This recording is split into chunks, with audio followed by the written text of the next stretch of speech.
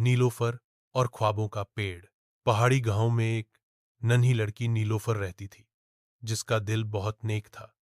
वह पंछियों, पेड़ों और जानवरों का ख्याल रखती।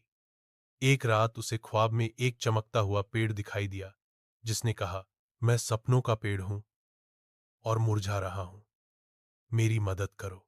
अगली सुबह नीलोफर एक छोटा सा बस्ता लेकर जंगल की ओर चल पड़ी। रास्ते में एक घायल खरगोश को देखा, तुरंत उसकी मदद की।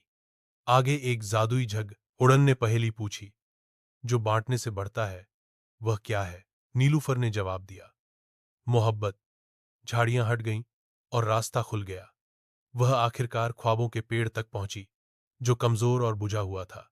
नीलूफर ने आंखें बंद की और दल से कहा, मेरा ख्वाब है हर बच्चा खुश हो। उसने नानी का दिया हो लकड़िका पर दरखत की जड़ में रखा।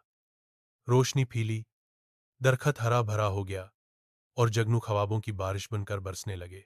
पेड़ ने कहा, तुम सपनों की रखवाली करती हो नीलोफर। नीलोफर वापस आ गई और गांव में हर बच्चा फिर से मुस्कुराने लगा।